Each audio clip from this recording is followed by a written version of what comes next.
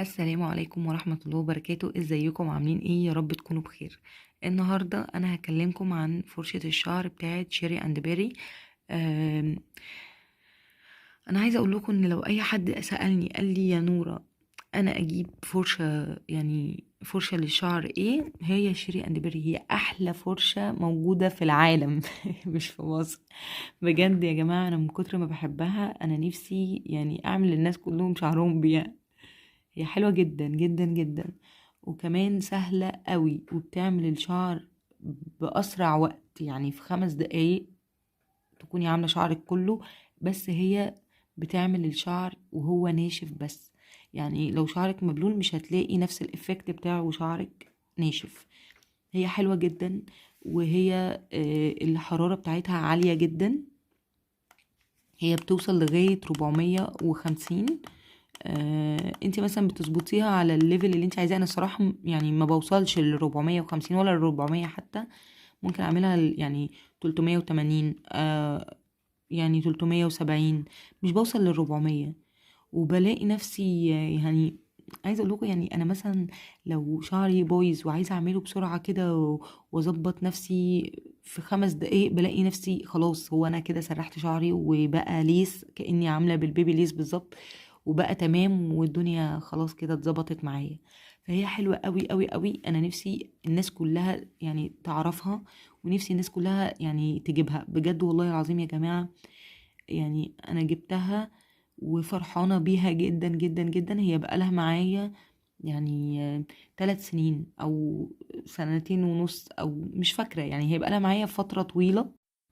هي حلوة لأي شعر، بس ما تنفعش للشعر الكيرلي قوي، يعني الشعر اللي هو بيبقى كيرلي جدا هي طبعا اكيد مش هتعني 100%، يعني فاهمين قصدي ايه. انا بقى قبل ما اجيبها اكيد طبعا يعني شفت فرش غيرها، بس الصراحة هي اكتر حاجة عجبتني. اول حاجة يعني ان هي كبيرة، يعني مربعة كده، ومش داخلة لجوه، يعني ما فيهاش حاجة كيرف او حاجة داخل لجوه، هي كلها يعني ستريت كده، حاجة واحدة، فعجباني قوي. تعالوا بقى اوريكم بيجي معاها ايه.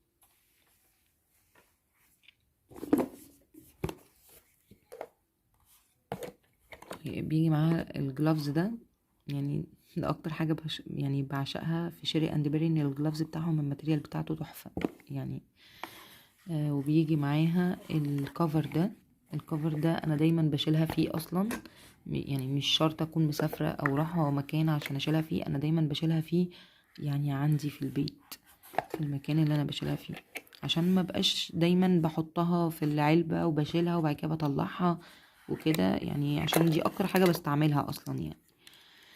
والكليبسات دي هي حلوة جدا، يعني بتمسك الشعر حلو قوي. احلى حاجة ان الماتيريال بتاعت الحاجات يعني حلوة قوي. والفيشتين دول عشان طبعا لو مسافرة برا مصر وكده. بس دي كل الحاجات اللي بتيجي معاها. آه وبحب جدا جدا لما يكون حد بيعمل ريفيو عن حاجة ان هو يكون بيقول رأيه بصراحة، لان الحاجات دي فعلا بتفيد ناس وبتضر ناس، والناس بتدفع فلوس كتير فيها، وفي ناس بتبقى بتتمنى تجيب الحاجة دي، فعشان تجيبها فعلا لازم تكون جايباها وهي عارفة ان البراند دي مثلا كويسة، والحاجة دي فعلا هتفيدها، مش هبقى دفعت فلوس على الفاضي وخلاص. ودي فعلا فعلا انتي مش هتبقي دفعتي فلوس على الفاضي وخلاص. واي حد هيجيبها انا عايزة اعرف يعني رأيه عنها في الكومنتات، ويا رب كل اللي نفسه فيها يجيبها.